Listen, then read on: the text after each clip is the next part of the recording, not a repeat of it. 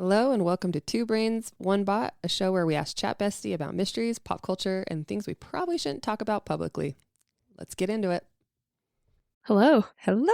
Here we are. Two Here we brains, are. one bot. Two Brains, One Bot. Let's do it. Coming at you in January. In January 2026. I can't believe it. I know. It's weird. We're in like the 8th week of January. Yeah.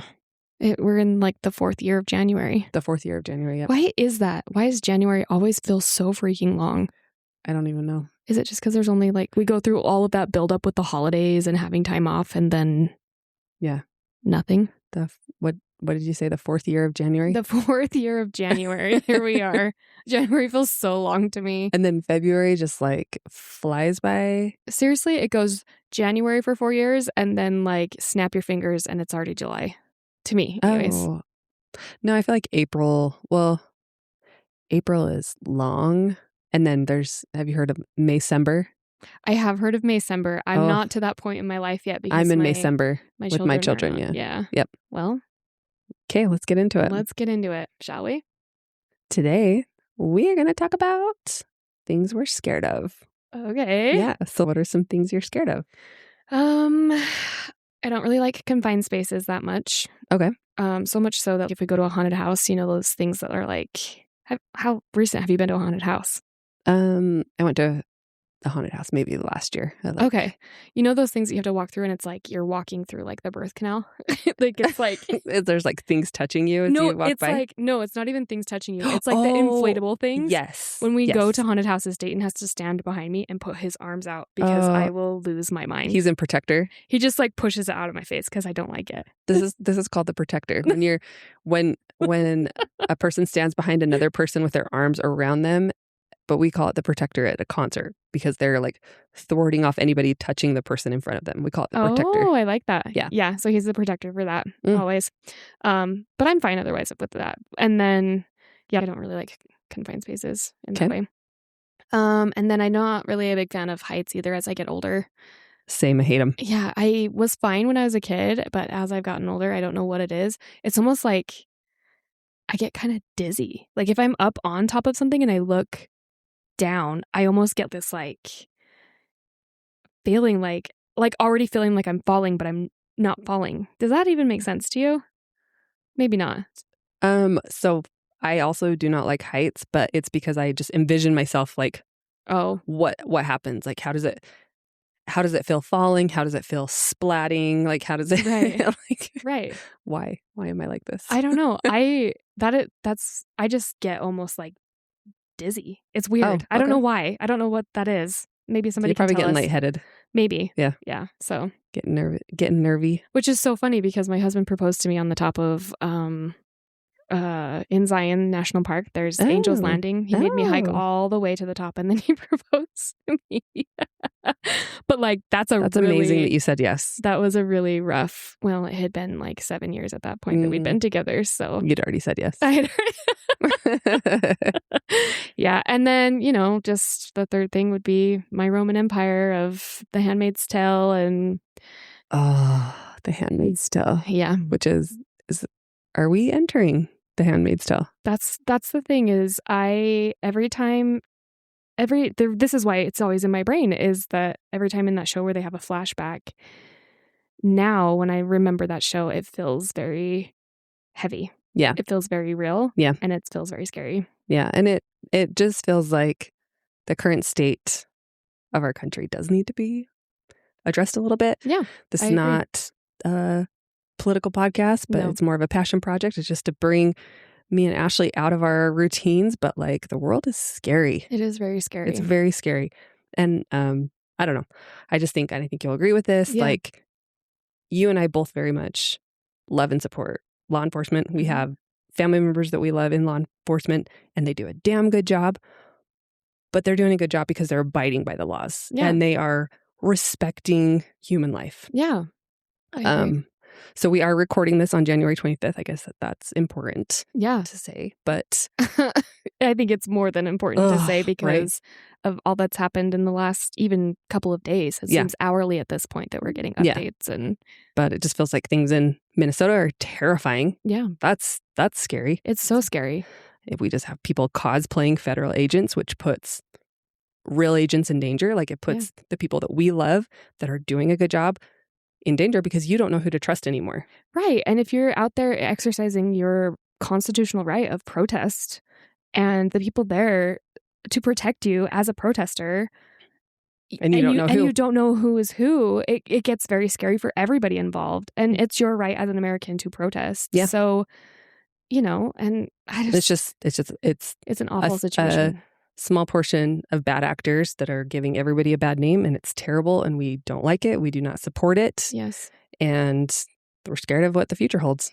And it's almost furthering the divide between all of us. And there doesn't need to be a divide. There does not need to be a divide because... Well, there should be a divide between us and billionaires. Eat the rich. Eat the rich.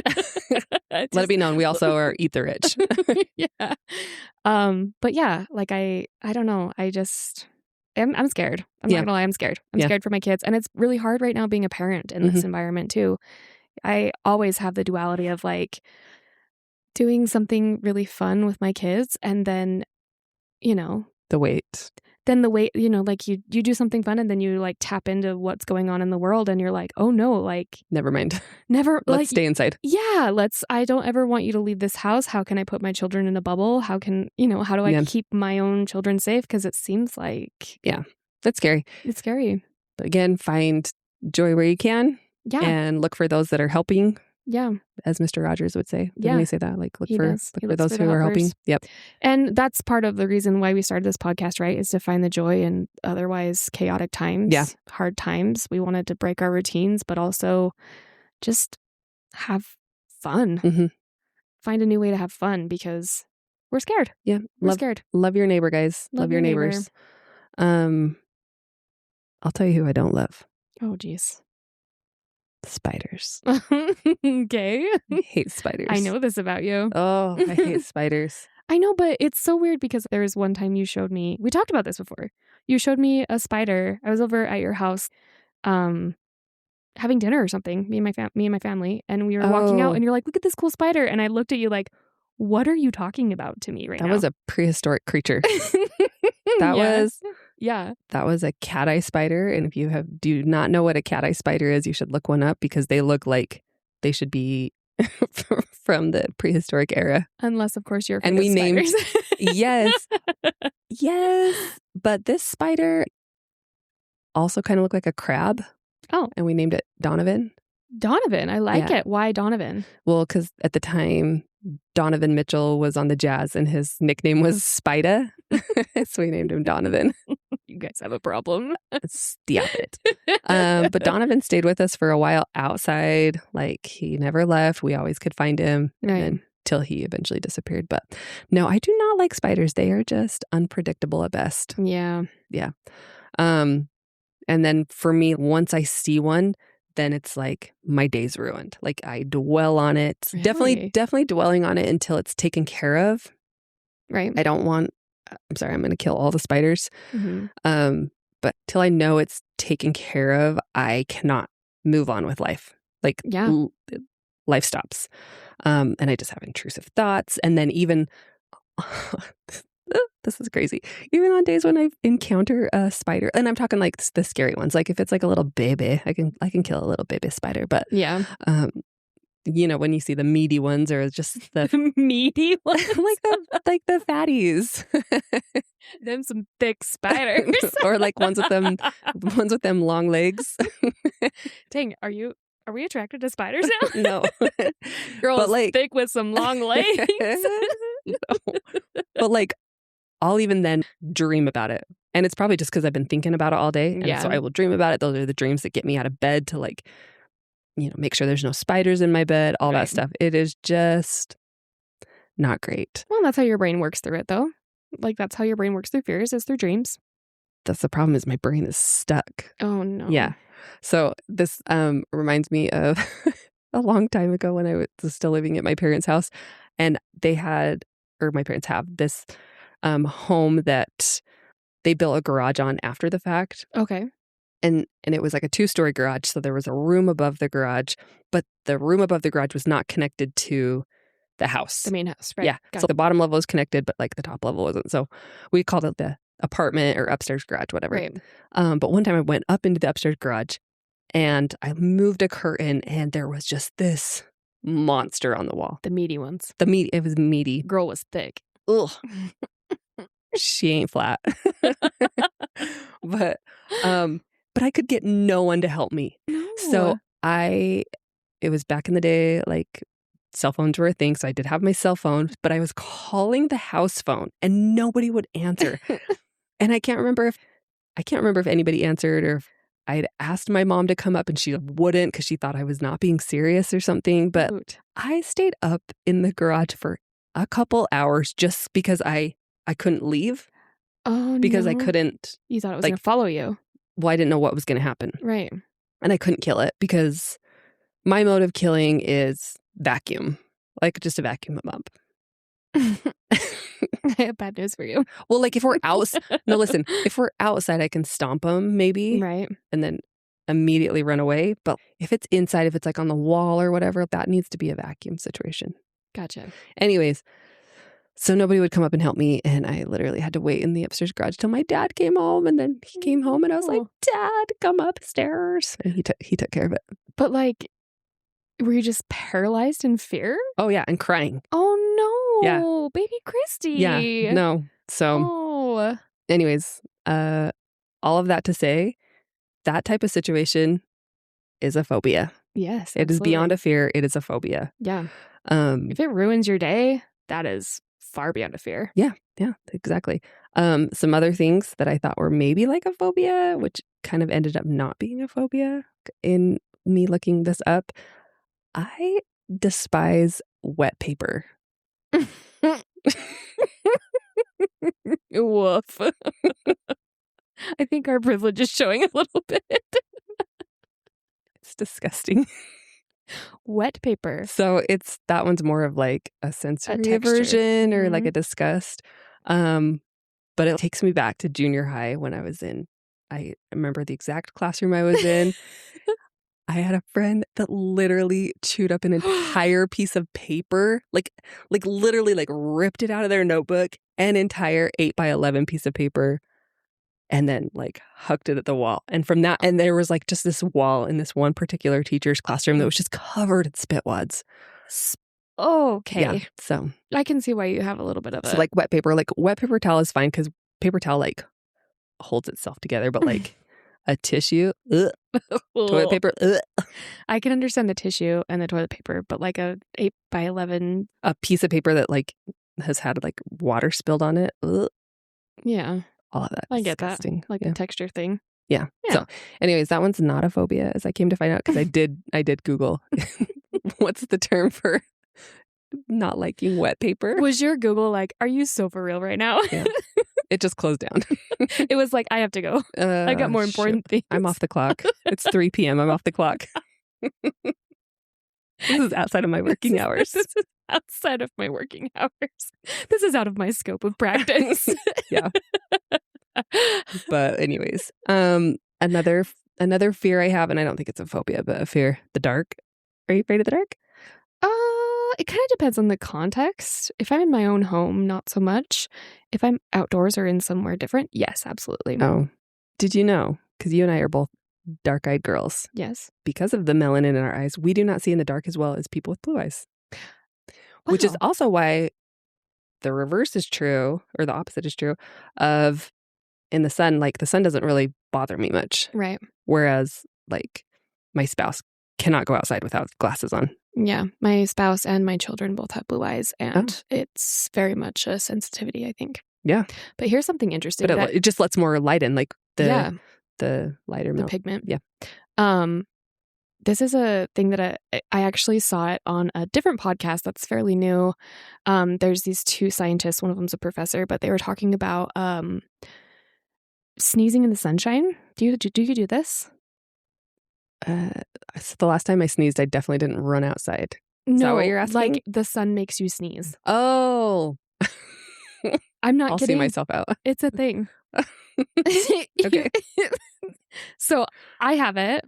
My kids have it. My dad has it. And my late grandfather had it as well. No. It's apparently a genetic thing, just like the weird like tongue roll thing or like the weird hitchhiker thumb or you know, like the weird things that we Uh-huh. have. And I'll definitely probably do another podcast episode on this, but like, You go outside, it's sunny, and you're like, and I sneeze. I gots to sneeze. Yeah. Okay. I have like a sensitivity to the sun that makes me sneeze. It's bizarre, but it's a genetic thing. Are you allergic to the sun? Shut up about the sun. Shut up about the sun. That's an Office reference. Yes. Right? Mm-hmm. Okay. That's funny. Anyways, so all of this, I thought like a phobia is a phobia is a phobia. Right. Not true. Not true. Yeah. So what is a phobia? In psychology, they say it's a type of anxiety disorder because duh. Yeah. Of course it is. But it's classified as intense, immediate fear. It is just a fear that's just completely out of proportion. Right. Which my family can attest to. Like once I see a spider, again, I'm hot and bothered and just the day wrecked. Right. It causes a person to actively avoid whatever their trigger is. So whatever their fear is, if they know that they may encounter something, they may just like avoid altogether.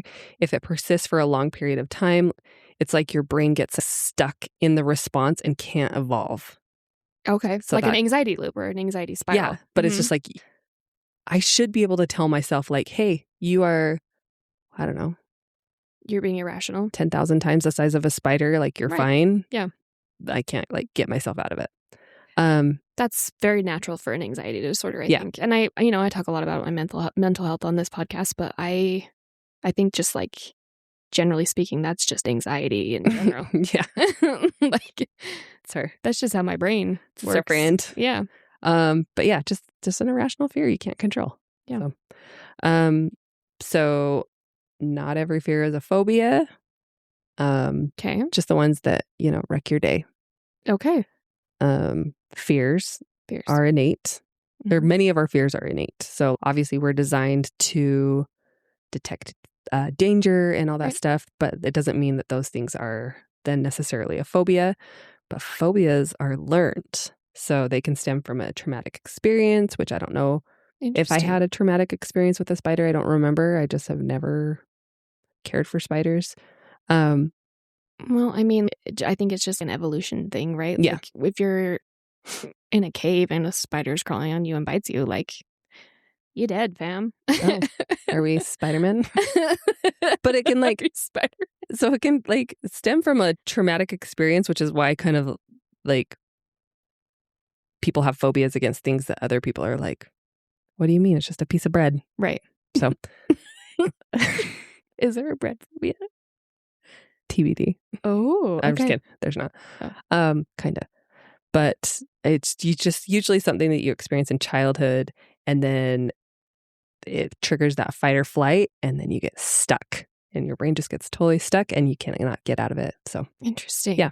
Very fascinating. So I read about this study though from the 1920s. It was the Watson-Rainier experiment, and disclaimer: super unethical, very sketchy. Like this is not a good study. Well, the 1920s, right? You said, yeah, that's it. I mean, like, I don't think they were like really big into ethics back then. Yeah, like I'm not condoning this study whatsoever. Oh, gotcha. But it's the famous Little Albert study. I've never heard this. Yes. And it's just a classic, or they were trying to just prove that a phobia can be learned. Okay. And it doesn't always have to be like innate. So you can teach someone to be afraid. Woof. Interesting. So they took a baby, a little 9-month-older named Little Albert. No. And little Albert was just like a cool, chill little 9-month-old. He likes small animals, rabbits. Oh, man. Rats. Are you going to get dogs fired up? No. But then they would like bring out this little white, and it said white rat. And they'd bring it in front of him, and then they would do a loud noise behind him. And it said it was like a smacking of a steel bar with a hammer behind his head. And this taught this little boy that when he sees the rat, a loud noise, right? cue crying, cue being scared. And they repeated this event a few times. And then eventually Albert just would cry upon seeing the rat. But then it made it so then he didn't like rabbits and the dogs and furry things like fur coats. And it even said like Santa beard. Oh my gosh. Yeah. So why does that matter? it shows that fears can be learned through association, and that phobias don't necessarily require a real threat when they're just like traumatic, like when you Right. gain them through trauma. When your nervous system just goes back to that. Oh, man. The brain can go, this reminds me of danger. I'm in a panic. And then we're off. Obviously, this was controversial, as I said initially. Yeah. Very unethical because obviously the baby couldn't consent to being a part of this experiment. But they also never deconditioned the fear. So they never made it right. So he was just... just terrified for life. So, maybe little baby Albert, I mean, it was in the 1920s. He might not be around anymore, but no. They just didn't like the fuzzy things after that, which is truly sad. So truly, truly sad. But I do have a question. Did they go into if that changes as you get older and your ideals cement a little bit more? No. Oh. Well, not that I read. So. Right. So obviously no. Right. But that's interesting, right? Because science stopped. Right. No, they were just like, well, I guess we ruined this kid's life. For little Albert. But it's interesting because it's just like, there are definitely like the rational fears and then the very irrational fears. Like, a bear encounter is going to be like a rational fear. I think everybody is afraid of bears if you were to encounter one. Yeah. But like looking at a bear would not cause you to tailspin. You know what I mean? Right. So, but little Albert feared the trigger by association. So the rat, and then he got scared. So anyways, that's just basically the blueprint for phobias. Your brain learns the fear and then refuses to unlearn it. Gotcha. So that brings me to those videos of people scaring their kids intentionally at Halloween time in the stores and stuff. Oh. And these poor little babies. I just always want to fight those people. It makes me so mad. Yeah. It's so sad. Yeah. It's so sad. I also don't like jump scares. I don't know if I'm just very unaware of my surroundings. So people can sneak up on me very easily. And I hate it. Yeah. Tried to be better about that. So how do you feel about haunted houses then? In general, I don't super love them. Gotcha. So I oftentimes will just like look down at the ground and like hold on to whoever I'm with and like let them pull me through. Gotcha. Okay. So I do not like, I'm not a thrill seeker. I don't have a need for speed. I don't have a need for. I like haunted houses. I like the jump scare thing, but I don't know why. I don't know where that comes from. Because it gives you a good fuzzy feeling. And for me, it's just I guess. I don't know, it scares the crap out of me. I'm not saying that it doesn't scare the crap out of me, but then it also just makes me like laugh. Yeah. I was like, oh, you got me good, like. Which I like feel that a little bit. And so maybe I'm getting better about the jump scares, but I don't know. It just still just is like, yeah. I don't know. Okay. So I'm going to talk about some other fears. So this is another really common one. Trypophobia. Do you know what that is? Trypophobia? Yeah. No. So it's the fear or the phobia of the small circles and clusters. Oh, I have heard of this. Yeah. I didn't know what the name was, but yeah. And maybe I'm saying it wrong. Nobody knows. Nobody cares. But so I'm sure the people who have it care. But I was like, what is it about that? Like, what is it? Because like when I think about that, I think about like the this is a trigger warning to anybody that has this. Oh yeah, sorry. Because it is. Yeah, it's pretty common. Yeah, but like the lotus seed pods. So you see those a lot in the flower arrangements. So it's like that. Bumps or like seeing your skin up close and seeing like all the pores and stuff. Like people don't like that. And it's not necessarily that there's a fear, but it's like the emotion behind it. Like you get like hot, your heart rate increases. You might feel like a shortness of breath, but people just don't like it. Just makes them feel uncomfy. Yeah. Is there any like psychology behind why? So I read like a couple forums and it was just like people feeling like they feel like the holes are hiding something. Oh. Yeah. And I read that and I was like, well, shoot, do I have this now? But like, something is hiding in the holes, like a bug or something has gone in the holes and stuff. Or a lot of people link it with like illnesses. So like, like, how sometimes when you see like diseased tissue and stuff, it's not great. No, it's not great. Don't get diseased tissue. Yeah, don't do it. Don't do it. But I guess it's not like totally recognized by the medical experts and stuff. It's not like a diagnosable disease or anything like that, or Probably not phobia. yet. I bet Not yet. they need more people to be. But and so I don't know. Honestly, that one kind of seems more like my wet paper aversion. Like it's like just a like you see it and sensitivity. you're just kind of like, this makes my fifis not feel so good. Ooh, Christy with the one time. fifis. That's the only time I'll say that word. Just don't like it. But a lot of phobias are mocked by society. Like, you know what I mean? It's like if you're talking with people and you're like, oh, I'm afraid of heights, it's not like, I cannot believe you do not like heights. Like, it's like, oh, fair. Yeah. But like, people have strong feelings about closely packed holes and a fear thereof. This podcast is going to be a problem for them because we talk about holes a lot, apparently. All the holes. I know. How many holes does a straw have? One. That's debatable. One. But it's kind of interesting. It's like, why are some fears respected and then other ones are just like mocked? Yeah. Yeah. I've heard, I have no idea if this is real, but I've heard that there's a pop-up book of phobias you can get. Ew.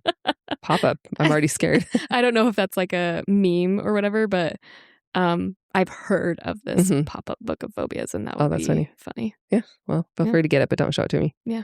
Okay. And then, so according to our friend Chat Bestie, the internet has given us a couple new phobias. Okay. Yeah. So, I'm not surprised. Fear of how we appear to others online. Yeah. I don't want to look stupid. Fear of checking your email. Guilty.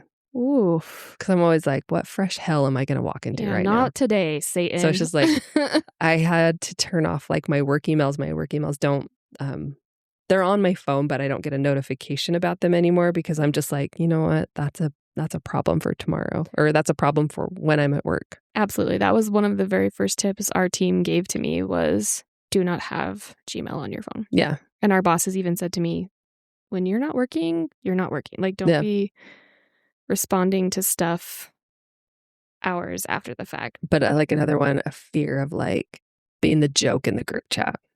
Oh, I don't know about that. But I think we're just old now. I bet that's like a younger person. Maybe. I don't know. But the email one is definitely like I don't want to read what I can see thus far. So this is just my general PSA that Google is free. You guys, Google's free. And I'm not Google. Yeah. Just like to say that off the top. Don't be typing into an email what you could type into Google. True. Yeah. Yeah. And that is my rant. Yep. And end of pod. End of pod. Okay. So now I'm going to tell you about some odd ones that I looked up. And this first one is very fitting for all of these phobias. So Ashley's going to play it because I literally can't say it. It is 50 plus letters. That is the fear of long words. That was really rude of whoever decided that because that is a really, really long word. There's also a term for fear of peanut butter sticking to the roof of your mouth, which is real, kind of like it's real. Yeah. This is why, oh my gosh, I think my daughter might have had this at one point because she has to have like her bread toasted because the bread and the peanut butter will like, stick to the roof of her mouth and freak her out. So she has arachibutyrophobia. Yeah, look it up. Crushed it. Crushed that one. You know, past Christy really set future Christy up for a thing here. Past Christy's the worst. Okay, there is one called anatidaephobia. Any idea? You're never gonna guess. I'll just tell you. Okay. Fear that a duck is watching you. Which I should say. Yeah. Ashley, for whatever reason, sometimes we're at work and she'll be like, did you just hear that? And we're like, what are you talking about? And she's like, there's a duck quacking. There is a duck. And she legit thought for a while that we were like messing with me. Yeah, messing with you. Christy was messing with me. I wasn't. I have no duck. I'm still convinced. I hear it occasionally still. Yeah. I hear this duck quack. I think it's somebody's phone that has like a duck for a notification, but I've never heard it and our colleagues have never heard it. So it's always Ashley. Can I just say, how chaotic of a person do you need to be for your first of all, your ringer to be on. Yeah. Get with the times. Yeah. And second, a duck quack? Yeah. No. Let's be so for real. Just, we're always on mute. Yeah, They're just always on. Can you just put it on vibrate like the rest of the world and let us not hear your duck quack? No. Well, those people have nomophobia. Nomophobia, which is? Fear of being without their phone. Oh. Yeah, nomophobia. What is it if you have a fear of being with your phone? 2026, maybe. I don't know. Okay. There's one called turophobia. Fear of cheese. Oh, no. And I kind of read about this one, and it was somebody on Reddit said that they have it, and it's just like the thought of cheese, the texture, everything just makes it, for them, it made it like, it gave them the sensation that they were like throwing up or something. Interesting. Yeah. Well, we all know like cheeses, like how cheese is made. It's very not great, right? Some cheeses. Oh, I love cheese in every shape and form, except for goat cheese. Goat cheese is... You like the fart cheese. You like the farty cheese. Farty cheese? The ones that smell real bad. Is that goat cheese? I don't know. I don't like the real smelly ones. I grew up in the country, and goat cheese tastes exactly how I imagine licking a goat tastes. Yeah, I can see that. I agree. It is. It tastes like dirt. It tastes like... Mm-hmm. bleh. I feel the same about feta, though. I don't like feta. Oh, I love feta. Yeah. Yeah, I know. I don't have the fear of cheese because that makes me real sad. I love like a good slice of cheddar, but you know what I mean? What? Oh, I didn't know where feta cheese came from. It's sheep's milk. Mm. Whew. Because I just said I didn't like goat cheese. Okay, another one. Pogonophobia. Pogonophobia. Fear of pogo sticks? Yes. For real? No, not Crushed it.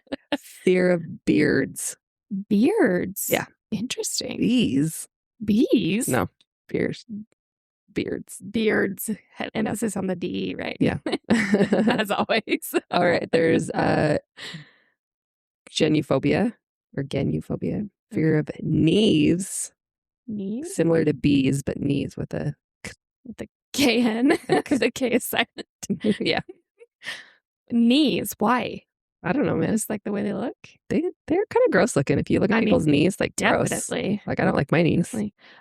Side note, I posted a picture once of myself, and my friend from college texted me and said, "Sorry about your knees." And I was like, "You What? are so rude." Me and this friend like troll each other all the time, so I think that's just what he was doing. But yeah, it was really rude. Sorry about your knees. Oh, Yeah. Stir that one to the top. Yeah. Rude. Nihilophobia. Fear of dying. Fear of nothingness. Oh, fear of nothingness. Yeah. Nihilism. That's what I was. Yeah. Okay, and then last one, octophobia. Fear of the letter 8 or the letter 8. Excuse me. The number 8? Yes, fear of the number 8. Okay. Which I didn't look into that at all. Maybe I should have. Maybe it's just because it's the only one I looked into was that fear of cheese, because I was like, why cheese? It's so good. Yeah, you gotta have your night cheese. What? It's a 30 Rock reference. Have you seen 30 Rock? Night cheese? Yeah. Oh, I want cheese at all time of the day. Liz Lemon is like, I gotta get my night cheese on. I love that. I like the scene from that show. I think it's from that show where in that show doesn't she date Adam Scott? No, that Tina Fey, Adam Scott. I don't know, because I know she like gets mad at him because he doesn't like close the cereal box, and he's like, this is doing nothing to preserve the cereal. I don't know. It's been a really long time since I've watched that show, but look it up. You're probably right. Yeah. Okay. Well, that's all I got. But let's just do is this real or made up? Okay. So I'm going to name a phobia. Okay. I'll tell you what it is, and then you tell me if it's real. Okay. Popophobia. Which is? Fear of the Pope. Yes. That's real. Yep, that's real. Isotropia. Which is? Fear of mirrors. Yeah, I was going to... yeah? Yeah, that's true. Yeah. That's real. Yeah. Okay. Chronophobia. Fear of time passing. Yes. I think that one's real too. I think they were all real. They all sound like they could be real. I didn't have any fakes. Oh, okay. Because I forgot. I I forgot until this moment that I forgot to add anything. Crushed it. Well, folks. Embarrassed phobia right now, Christy. Fake. Fake. I love it so much. Very on par. Hey, just a very real life view of me. Yeah. Which is I do 90% of the project. We and then I talked about stop. this. I know.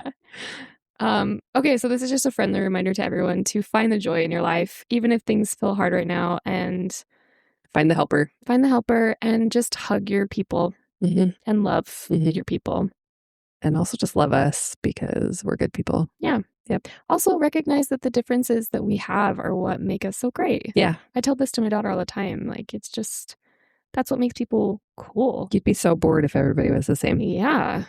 And had the same phobias. Yeah. Nobody would go on any of the roller coasters if we were all afraid of heights. And then there would be no one to sell the roller coasters. Oh, I would just like to specify, I love roller coasters. I just don't like heights. I don't know. It's the heights, it's the spins, it's the spinning as I get older is hard. The intent, like the nausea, I don't like that. So I'm so afraid. I probably should have mentioned this. I am also absolutely terrified of throwing up. Terrified. Are you serious? Oh, I should have looked that up. Oh, man. Darn it. We might do a follow-up where I look up if there's a fear of throwing up because I'll do anything to not throw up. Which is just sitting in my own agony for however long it takes to pass. Wild to me. You just lose all control over your body. Oh, yeah. Yeah. Like you just, just no control over and it's just like, oh, it's just like your whole tummy is just like, outer body experience. I don't know. And it's hot and it's acidic. It's just like, ugh. So let's go down the list of lessons we've learned today. Okay. What are they? Number 1, according to Christy, don't throw up. Don't do whatever you can not to throw up. It's disgusting. Do whatever you can not throw up. Number 2, love your neighbor. Love your neighbor. Yeah. Not specifically in this order. You can take them in any order you want. And number 3, follow us on all the things. Yeah, follow us on all the things, like our stuff, and give us a rate. Yeah, give us a follow. We just, we just want to keep doing this. We're having a great time. Yeah, we're having a great time. So thanks for contributing to our joy. Okay, bye. Bye.